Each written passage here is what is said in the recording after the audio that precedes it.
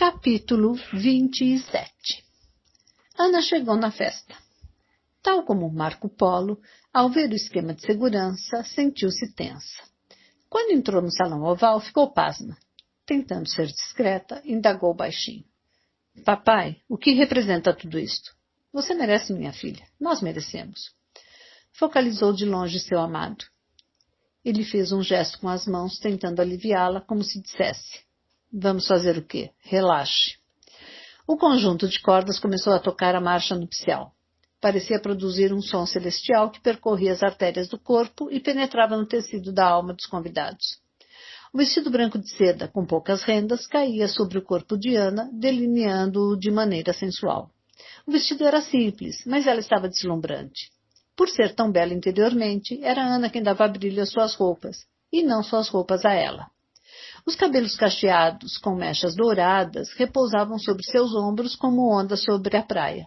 Não tinha grinalda, apenas carregava um pequeno buquê de lírios brancos na mão direita. Era a flor de que mais gostava, a que nascia nos pântanos, tal como ela. Ao vê-la, os amigos do Hospital Atlântico começaram a aplaudir e assobiar, expressando júbilo.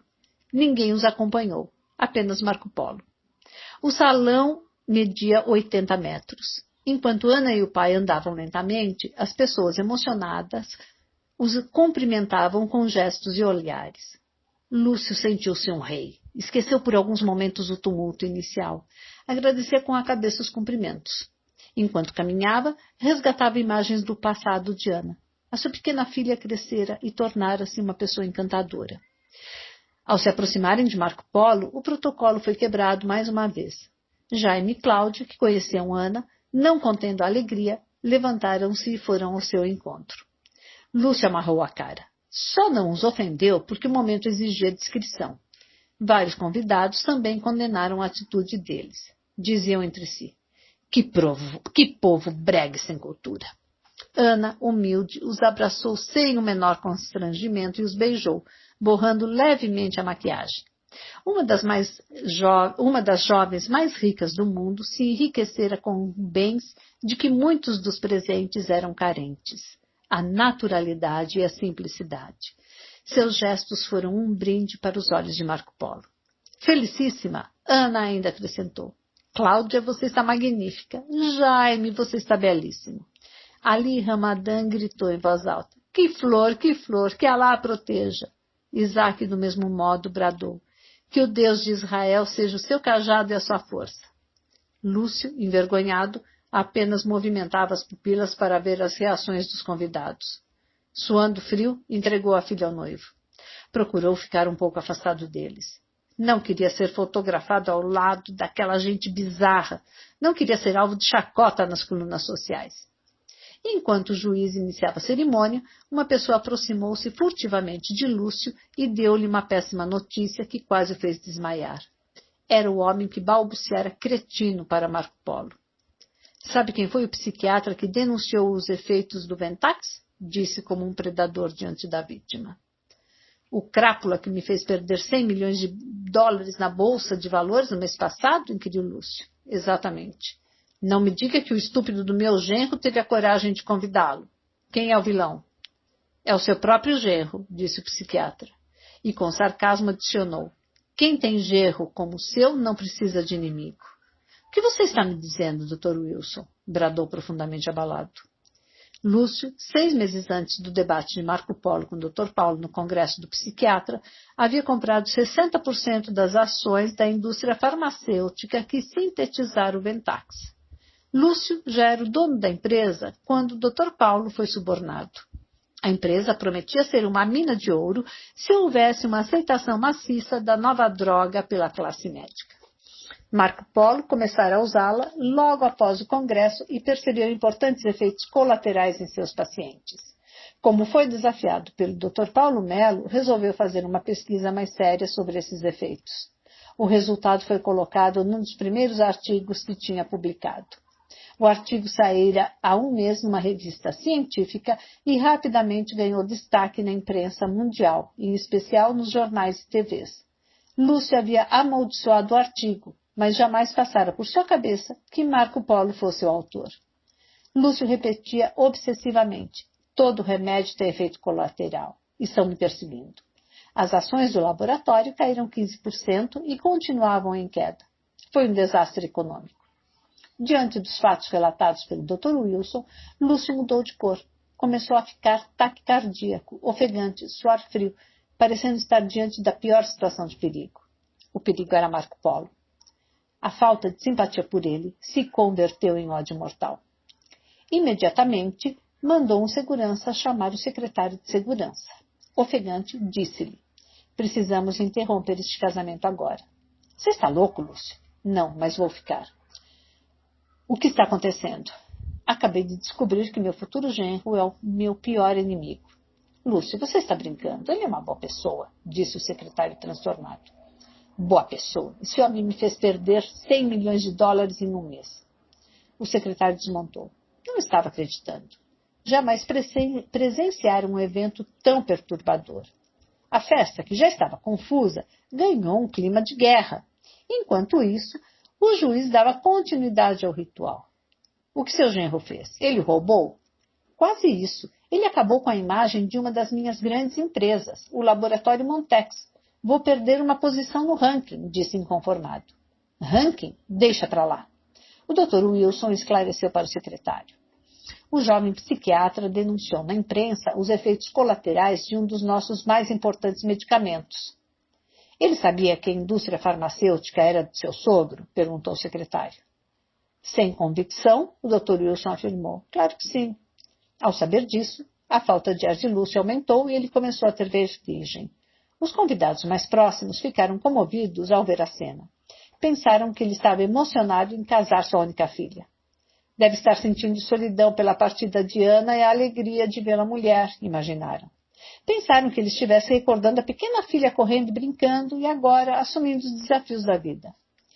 Um deputado federal, sensível, aproximou-se, tentando consolá-lo. Eu compreendo, Lúcio. Já casei uma filha. Fique tranquilo. Agora você ganhou um filho. Ao ouvir isso, Lúcio sentiu um tremor súbito. Queria engolir o deputado, gritar com ele. Os dois amigos o seguraram. O deputado não percebeu o que estava ocorrendo. Movido de compaixão, voltou ao seu lugar. Em seguida, Lúcio voltou à carga. Um filho. Estou perdido. Termine esse casamento antes de começar. Ana entenderá quando eu desmascará-lo. Calma, Lúcio, disse o secretário. Calma. Você teve calma quando precisou de 50 mil dólares? Esse sujeito pode me arruinar.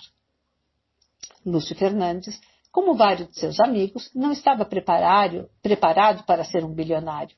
Ele gravitava na órbita do dinheiro, e não o dinheiro em sua órbita. Antes de enriquecer, era mais solto, sereno, sociável, despreocupado. Depois que se tornou um arquimilionário, passou a ser controlador, autoritário, ansioso, desconfiado. Precisava de muito para sentir pouco, e esmagou, assim, seu prazer de viver. Os empregados de seu palácio eram mais felizes do que ele. O dinheiro o empobrecera. Além disso, Lúcio tinha uma personalidade paranoica. Não chegava a ser uma psicose paranoica, pois não rompia com a realidade. Mas ele vivia atormentado com ideias de estar sendo perseguido ou lesado. Vivia com medo de sequestros. Tinha 3 carros blindados e andava com uma escolta de 4 seguranças. Não bastasse isso, não confiava nem em seus amigos. Achava que todo mundo se aproximava dele por interesse. Mas de todos os seus fantasmas psíquicos, o de que sua filha caísse nas garras de um aproveitador era o maior deles. Agora, aos seus olhos, seu maior pesadelo se materializava. O secretário ficou acuado porque Lúcio revelara que ele tinha precisado do seu dinheiro na frente do Dr. Wilson. Queria atender o dramático apelo de que lhe fora feito, mas como a situação era delicadíssima, ainda teve fôlego para retrucar. Como interromper este casamento? Já pensou no escândalo? Olhe para o governador. Há mais de 20 deputados federais, 10 senadores e 3 ministros presentes. São raros os empresários deste país que reúnem pessoas tão poderosas no mesmo lugar. Então Lúcio caiu em si. Embora muitos políticos dependessem do dinheiro dele para se eleger, o escândalo poderia gerar consequências imprevisíveis. Então, de relance, olhou para os amigos de Marco Polo e viu uma paisagem que o incomodou. Olhem para esses miseráveis. Eles não precisam representar. São o que são. Maldito escândalo. Precisamos de um álibi. Capítulo 28. O cerimonial do casamento se iniciou. O juiz elevou o timbre da sua voz e pronunciou as famosas palavras. Se há alguém no recinto que tem alguma coisa contra este casamento, fale agora ou cale-se para sempre. Lúcio gelou. Queria gritar, mas não podia.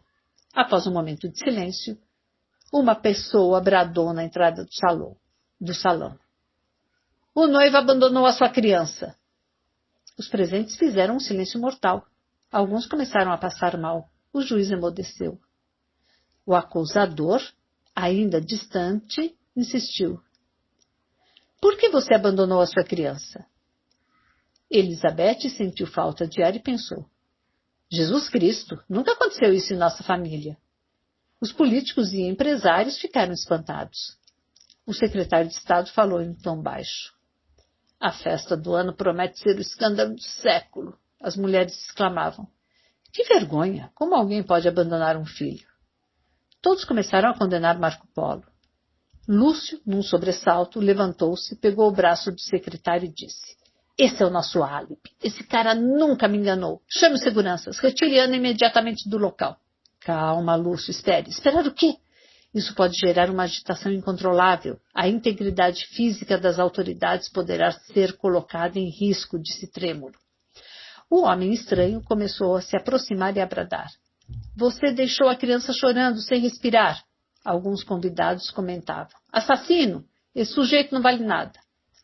Ana sentia um nó na garganta. Marco Polo tentava ansiosamente levar os olhos para ver quem o denunciava. Seus amigos do Hospital Atlântico aquietaram até mesmo seus movimentos repetitivos. Quase não respiravam. A plateia, atônita, queria alcançar o acusador com os olhos. O salão tornou-se pequeno para tanta indignação. O burburinho era intenso. O secretário resolveu agir. Acionou 20 carros de polícia. Pediu que ficassem de prontidão ao redor do hotel. Também colocou os 50 policiais disfarçados a postos. Combinou que, ao levantar a mão direita e abaixá-la subitamente, estaria dando sinal para entrarem em ação. Iria retirar Ana, proteger Lúcio, as autoridades e os empresários mais importantes. Quando levantou a mão para dar o comando final, outra voz bradou vibrante no salão. Era a voz de Marco Polo. Eu assumo minha culpa. Abandonei minha criança. O ativismo profissional e as preocupações com a existência roubaram meu tempo. Mas prometo-lhe que não a abandonarei mais.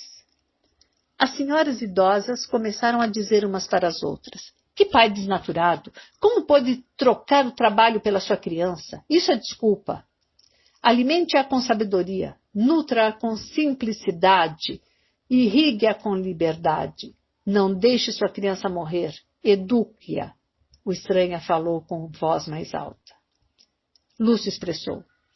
Além de meu inimigo, é um péssimo pai. O escândalo já está causado. Vamos, acabe com isso, disse ao secretário, empurrando-o para que tomasse uma atitude. O suor escorria como gotas de chuva pela face do secretário. Sabia que a confusão poderia ser tal que algumas pessoas corriam o risco de ser pisoteadas. Quando ia dar o comando pela segunda vez, viu Marco Polo pegando Ana pela mão e indo ao encontro do denunciante. Respirou fundo e pediu para que os 100 olhos fixados nele esperassem. Sim, eu a educarei. E olhando para sua noiva, exclamou. Pedirei para Ana me ajudar a cuidar dela. Alguns perplexos com a sua ousadia diziam. Irresponsável! Fez o filho e agora quer que outra mulher o assuma? Lúcio foi mais longe. Canalha!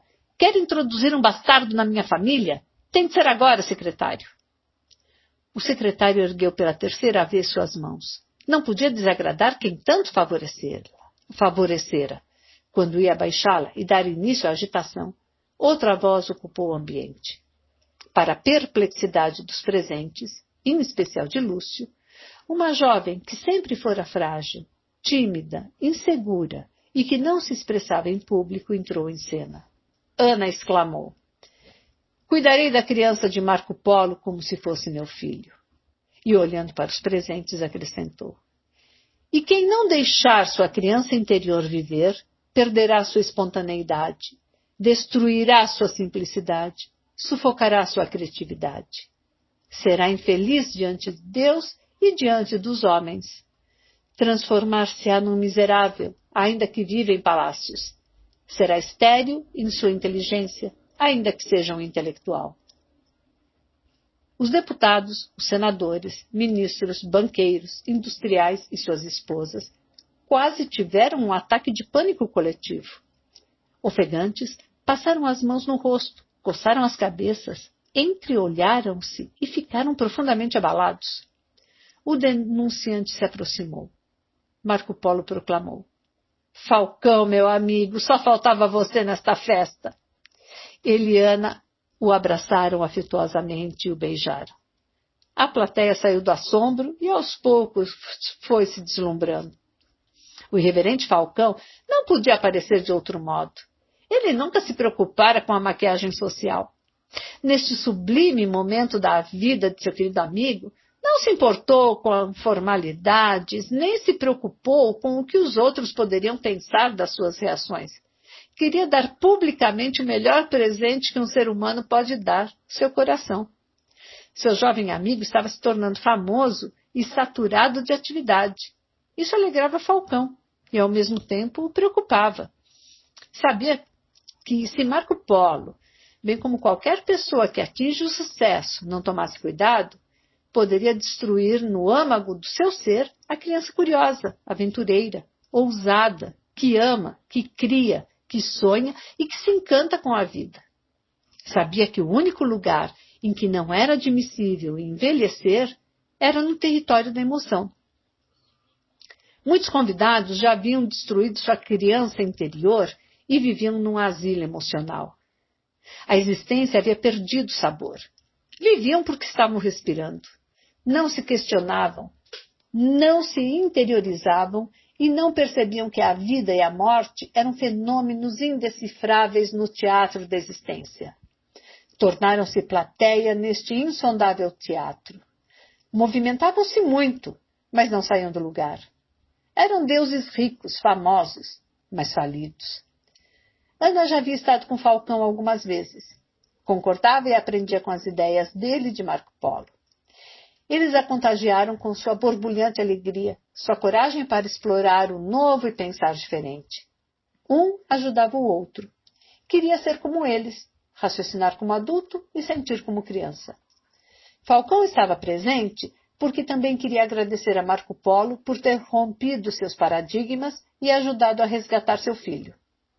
Marco Polo foi discípulo e mestre, filho e pai, indicando que os pequenos podem aprender com os grandes e os grandes podem permitir-se aprender com os pequenos.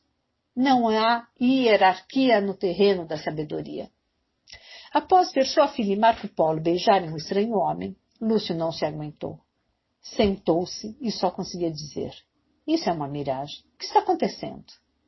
Não tenho a menor ideia, disse o secretário, limpando o suor do rosto com um lenço. Alguns convidados, agora mais tranquilos, abriram o leque do pensamento e exclamaram: que peça teatral fabulosa! Nunca vimos isso. Lúcio é um gênio. Outros, sob estado de choque, procuravam alívio nas altas doses de uísque e vodka. Outros, ainda, envoltos numa cortina de medo, temiam que saísse tiro no local. Apesar das reações distintas, a maioria do público, sob intenso impacto, se aglomerou ao redor dos três personagens, fazendo uma espécie de roda. Alguns subiram nas cadeiras e mesas para ver o espetáculo. O juiz do cerimonial piscava os olhos sem parar, num tique nervoso. Confuso, perguntou ao pianista: casamento de milionário é sempre assim? Após abraçar Marco Polo e Ana, Falcão recordou os velhos tempos das praças. Como se estivesse em cima de um banco, num ambiente completamente livre, proclamou para ambos: todo amor é belo em seu nascedouro, mas poucos resistem ao calor do sol. Que o amor de vocês suporte os testes da existência. Rodopiando Ana pela mão esquerda, Marco Polo bradou: Velejarei pelos mares da ansiedade. Escalarei as montanhas dos medos e percorrerei os vales das decepções para não deixar o amor morrer. Farei tudo ao meu alcance para transformar esta bela mulher em princesa da minha história. As senhoras que queriam crucificar Marco Polo mudaram de opinião. Que rapaz romântico, que príncipe! É um desses que a minha filha precisa. Em seguida, Falcão se afastou um pouco de Marco Polo e começou a cantar com sua voz estridente a música que se tornara seu estandarte de vida. What a Wonderful World! Com as mãos, encenava a melodia e apontava para as flores. Marco Polo acompanhou. O piano e os violinos entraram em ação. Foi fenomenal! Enquanto cantavam, colocaram Ana no meio deles. No início da música, pediram licença em seus pensamentos a Louis Armstrong e mudaram completamente a letra, inventando algumas frases dirigidas à noiva. Para os dois pensadores, Ana simbolizava todas as pessoas que passaram pelo caos na infância, por irreparáveis perdas, mas apesar disso, acreditaram que valeria a pena viver. Sua superação os encorajava. A vida não a poupou, você suportou tormentas, mas sobreviveu, cantou Marco Polo. Obrigado por você existir. Com você, a vida fica mais doce, cantou Falcão. E eu penso comigo, como você é maravilhosa, cantaram os dois juntos. Você tropeçou, feriu-se, mas não desistiu dos seus sonhos. Você brilha para nós, você brilha para o mundo. E eu penso comigo, como você é maravilhosa. A música penetrou no tecido mais íntimo da psique de Ana, tornou-se uma atividade sublime do saber, ao solvor da sua emoção. Provocou-lhe um êxtase e a fez chorar. A princesa que vivera numa masmorra se libertou. Enquanto chorava, um filme passava na sua mente, constituído de belas imagens, da imagem de sua mãe abraçando-a, tocando piano para ela, o primeiro encontro com Marco Polo, a conquista, a estrela que ele lhe deu. Raramente uma criança atravessou os desertos percorridos por Ana e raramente alguém encontrou um oásis tão agradável. Vários envolvidos também desataram a chorar. Após o canto em homenagem a Ana, Cláudia entrou em cena, gritou para os músicos. Valsa! E tirou Falcão para dançar. Sorrindo, fez um gesto com as mãos abertas, querendo dizer, vamos nessa! Os noivos também começaram a dançar, livres e alegres. Os demais amigos de Marco Polo também entraram na dança e começaram a revolucionar a festa. Posteriormente, Cláudia tirou outra pessoa para dançar. Falcão, entendendo seu recado, também convidou outra senhora, a esposa de um banqueiro que jamais havia dançado com o marido. Jaime chamou para dançar uma senhora de meia-idade que era solteira. Marco Polo pôs-se a dançar com Dora. Ana tirou um amigo idoso de seu pai, de quem gostava muito. Os músicos ficaram eufóricos, mas o juiz do cerimonial quase teve um ataque cardíaco. Gritava, ainda não terminei o casamento, mas ninguém o ouvia. Isaac não sabia dançar valsa. Ali Ramadã havia aprendido com Cláudia. Vendo o amigo deslocado, o próprio Ali tentou ensiná-lo. Sem receio de aprender, Isaac deu com o amigo os primeiros passos de dança. Foi a primeira vez na história que se teve notícia de que um palestino e um judeu dançaram juntos uma mesma valsa. De repente, apareceu o Dr. Jorge na pista. Marco Polo alegrou-se intensamente ao ver seu ex-professor de anatomia. Depois que o vendaval Marco Polo passara por sua vida, ele tinha revisto seus valores e sua rigidez. Sua esposa o suportara com heroísmo, mas valeu a pena. O Dr. Jorge aprendeu o caminho da afetividade. Tornou-se um homem dócil, gentil, sociável, que resgatou sua criança interior. Aprendeu a brincar com seus 2 filhos. Na festa de aniversário deles, vestia-se de palhaço para diverti-los. Fez também uma reviravolta na sala de anatomia. Sua primeira aula deixou de ser sobre técnicas de dissecação de vasos sanguíneos e de músculos e passou a abordar a crise existencial e os sonhos dos futuros médicos. O mestre aprendeu a amar o debate de ideias e não a submissão. Mudou tanto que pedia para os alunos investigarem a história dos cadáveres que iriam estudar. Se não a encontrassem, deveriam imaginar uma história com sonhos, alegrias, perdas, desafios, para depois escrevê-la e afixá-la em cada mesa de anatomia em sinal de respeito às pessoas que ali estavam. O Dr. Jorge montou uma associação chamada Um Ser Humano, uma fascinante história. Essa associação objetivava ensinar alunos de outras faculdades a descobrirem o valor da vida e saberem que, para tornar-se um grande médico, é necessário ser um explorador, um Marco Polo que descobre grandes histórias por trás dos anônimos. Em seguida, apareceu discretamente na pista o Dr. Flávio, o especialista em emergência. Ele era agora chefe do setor em seu hospital. Após Marco Polo cruzar a sua vida, entendeu que diante da dor e da morte não há gigantes nem heróis. Tornou-se preocupadíssimo com os conflitos que se escondem atrás das cefaleias, das dores musculares, das dores no peito, das taquicardias, das crises hipertensivas. O Dr. Flávio, movido pela sensibilidade, montou a Associação Ser Humano Integral. Esta associação, constituída de médicos, psicólogos e psiquiatras, visava conscientizar, através de folhetos e palestras, os profissionais de saúde das salas de emergência de todos os hospitais do país para dialogarem com seus pacientes. Desejava treiná-los a ouvir com o coração e entenderem que tratavam de doentes e não de doenças, de seres humanos e não de órgãos. O sucesso desse treinamento diminuiu as internações, solucionou doenças e preveniu inúmeros suicídios. Sua esposa, grávida de 6 meses, fez questão de ir ao casamento de Marco Polo. Queria agradecê-lo pelas mudanças em seu marido, embora Marco Polo soubesse que quem mudara de fato as suas rotas tinha sido o próprio Dr. Flávio. O progresso emocional do marido fez com que ela se sentisse a futura mamãe mais feliz do mundo. Eis que apareceu o Dr. Alexandre. Quando Marco Polo o viu dançando com sua esposa, diminuiu o ritmo e o cumprimentou afetivamente. O nobre professor entendera que se um dos maiores gênios da humanidade, Einstein, foi vítima e também agente do preconceito, ninguém estaria livre desse mal. Fez então algumas pesquisas e detectou que muita gente ainda pensava que quem ia a um psiquiatra era louco. Com a ajuda de Marco Polo, montou uma associação denominada Preconceito Nunca Mais, para diminuir o estigma social dos pacientes psiquiátricos e para elevar a autoestima deles. Começou a mostrar que, no fundo, todo ser humano possui alguma doença psíquica, e a doença do preconceito é a pior delas. Apareceu por trás do casal de noivos, de um jeito suave, quase imperceptível, o homem bem resolvido, sereno, equilibrado, sábio, um artista da psiquiatria. Era o Dr. Anthony. Ele e a esposa, com quem estava casado há mais de 40 anos, dançavam como um casal de adolescentes.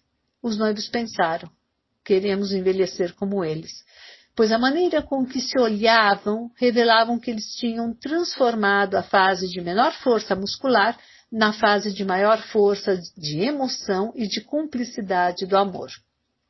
Depois que Marco Polo debatera naquele famoso congresso sobre a ditadura da hipótese da serotonina, sobre o confronto entre a psiquiatria e a psicologia e expusera sua complexa tese de que a psique humana coabita, coexiste e cointerfere com o cérebro, o Dr. Anthony e vários professores ilustres de psiquiatria perderam noites de sono.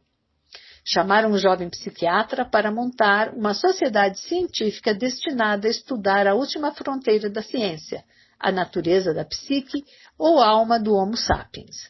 Marco Polo, o Dr. Anthony e seus amigos faziam reuniões do mais alto nível acadêmico. Participar delas era como uma carícia na inteligência. Além disso, começaram a debater a possibilidade de a psiquiatria se tornar uma especialidade da psicologia, e não apenas da medicina. De repente, saiu do lado esquerdo da multidão uma pessoa apressada.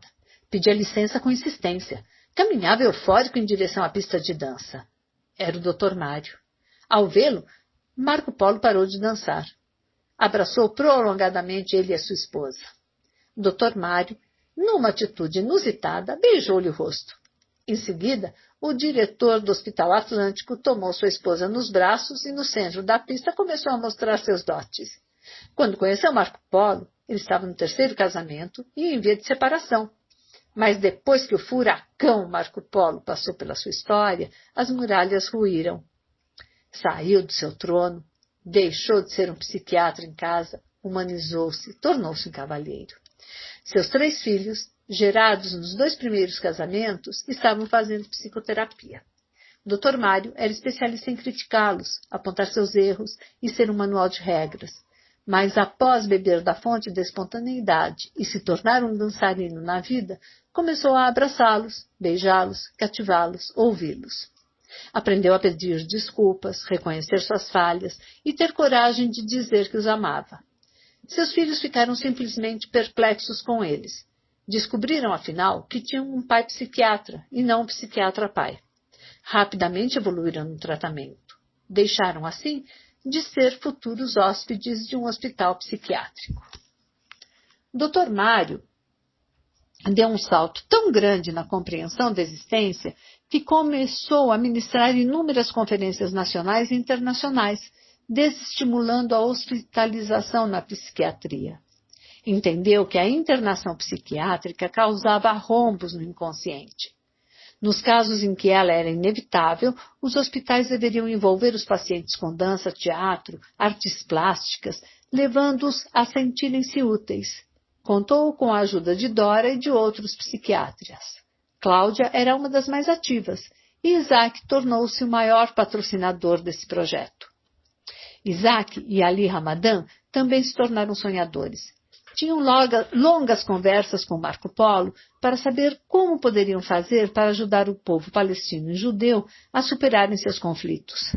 Gemiam emocionalmente a cada ataque terrorista dos palestinos e a cada retaliação de Israel. Choravam não mais por suas doenças, mas pelos seus povos. O hospital em que estávamos internados era um ambiente menos sofrível e perturbador do que alguns terrenos do Oriente Médio, pensavam. Sob a orientação de Marco Polo, entenderam que, infelizmente, a violência na Palestina matava fisicamente alguns e emocionalmente milhões. Não havia vencedores nesse conflito. Todos eram vítimas. Acreditavam que se palestinos e judeus se convencessem de que não eram 2 raças ou 2 culturas em conflitos, mas seres humanos da mesma espécie, com necessidades psíquicas semelhantes, grande parte das resistências e desconfianças mútuas seria debelada. Os 3 amigos batalhariam pela conscientização e propagação dessa ideia. À exceção de Isaac, a somatória dos recursos financeiros dos reacionários amigos de Marco Polo, que montaram programas para ajudar a sociedade, era irrisória. O saldo era quase negativo. Alguns tinham carros financiados, outros casas penhoradas e ainda outros dívidas nos bancos. Mas, apesar disso, fariam uma revolução social incomparavelmente maior do que a dos arquimilionários na festa de Lúcio, cujo PIB emocional era um dos mais baixos deste belo planeta azul. 2 meses antes do seu casamento, Marco Polo falara para Anne Falcão sobre algo que queimava em seu coração. O princípio da corresponsabilidade inevitável continuava controlando. Queria montar uma instituição chamada Ser Humano Sem Fronteiras, para tratar dos conflitos sociais, dos confrontos raciais, da crise da educação, das misérias físicas e psíquicas. Além disso, queria fazer um movimento mundial para pressionar as indústrias farmacêuticas de medicamentos psicotrópicos para investir parte de seus lucros na prevenção de doenças psíquicas. Sofreria graves consequências por essa ousadia. Marco Polo achava que a solução para os graves conflitos humanos passava pela juventude e não pelos adultos. Todavia, entristecia-se em saber o que o capitalismo selvagem estava fazendo com o ser humano, em especial com as crianças de todas as sociedades modernas. Afligia-se ao tomar conhecimento de que na Inglaterra 78% das crianças a partir de 10 anos tinham como passatempo predileto ir às compras. Era o que demonstrava o Conselho Nacional do Consumo do país. Elas cresciam com uma ansiedade e insatisfação crônicas, porque não aprendiam a libertar sua criatividade e extrair prazer dos pequenos estímulos do ambiente. Na grande maioria dos países, a situação dos jovens era semelhante. Falcão e Marco Polo perturbavam-se com a fome física e emocional do terceiro milênio. A cada 5 segundos morria uma criança de fome no mundo, e a cada segundo assassinava-se a infância de uma criança pelo consumismo. Poucos se importavam com esses 2 gravíssimos crimes contra a humanidade. Os 2 amigos rebeldes lutariam com todas as suas forças, até a sua última gota de sangue, para que milhões de jovens de todas as raças, de todas as religiões, de todas as culturas, deixassem de ser servos de um sistema social que entorpece a mente, rouba-lhes a identidade e os transforma em meros clientes. Queriam que eles se engajassem no projeto Ser Humano Sem Fronteiras, se apaixonassem pela humanidade, criassem projetos mundiais para transformá-la. Para eles, os jovens deveriam atuar no palco da vida como atores principais e não morrer na plateia, subjugados por uma vida individualista, ilusória, autodestrutiva, dependente, encarcerada pela rotina e amordaçada pelos padrões doentios de beleza. Marco Polo tinha falhas, precipitações, momentos de ansiedade, mas conviver com ele era um convite para andar em solos nunca antes percorridos. Faria da sua história uma grande odisseia, tão excitante como a de Marco Polo do século XIII. Iria envolver-se em grandiosas confusões, abalaria alguns pilares da sociedade, sofreria perseguições implacáveis. Mas não mudaria seu jeito de ser. Nem mesmo deixaria de abraçar árvores e falar com as flores. O relacionamento com Ana arrebatou ainda mais a sua coragem. Jamais se viu um casal tão louco por aventuras. O tumulto na festa do seu casamento era um reflexo da vida que teriam. A desordem era tão grande que havia risco de casamento não se realizar. Marco Polo alegrou-se em ver seus amigos reunidos sem receio da vida. Aprendera com todos eles. Para delírio de Lúcio Fernandes, não apenas os amigos de Marco Polo quebraram o protocolo. Alguns casais, incluindo empresários, deputados, senadores e até um ministro, deixaram de ser espectadores e entraram na pista de dança. A maioria das autoridades, dos empresários e das celebridades, no entanto, ficou irritadíssima com Lúcio, pois tinham vindo fazer contatos políticos e sociais, mas encontraram um bando de lunáticos. Amarraram a cara, curtiram o velho mau humor. Havia outros psiquiatras presentes. Alguns acharam que estava havendo um delírio coletivo. Outros se soltaram, não fizeram exigências para se relaxar. Deram oportunidade ao prazer. Lúcio começou a ter crises histéricas. Esfregava as mãos repetidamente no rosto. Rangia os dentes. Seus lábios tremiam. Tornou-se um sério candidato ao Hospital Atlântico. Olhou para o secretário, seu guardião, e repetiu: rapte minha filha. Leve-a embora deste local ou vai haver um segundo suicídio na família. Você está maluco, Lúcio? $500.000 pelo serviço, disse sem titubear. Quanto? O secretário vacilou. Nisso, um casal o atropelou enquanto dançava. O assunto ficou momentaneamente truncado. Nunca mais houve um episódio chocante como aquele. O juiz do cerimonial, de meia-idade, já fizera o casamento de muitas pessoas, mas por insegurança nunca se casara. Durante o conturbado casamento, ainda não concretizado, pensou perplexo. É melhor não se arriscar. Foi um evento irreverente, de uma jovem que se encantou com um vendedor de sonhos que contagiou pessoas mutiladas que reconstituíram suas vidas e que, apesar de todas as suas limitações, aprenderam a dançar a valsa da vida com a mente livre, sem medo de ser o que são e sem medo do amanhã. Não foi um final feliz, foi uma vírgula feliz, pois esta história, assim como a vida, não tem um ponto final. É um eterno recomeço. A felicidade teria de continuar a ser reconstruída, pois ainda chorariam, atravessariam perdas, desafios, ansiedades e incompreensões. A certa altura, Marco Polo, Falcão, Ana, o Dr. Mário, o Dr. Antony e outros amigos fizeram uma roda no meio do salão e começaram a girar com emoção. Giraram, giraram, giraram. Enquanto giravam, observavam atentamente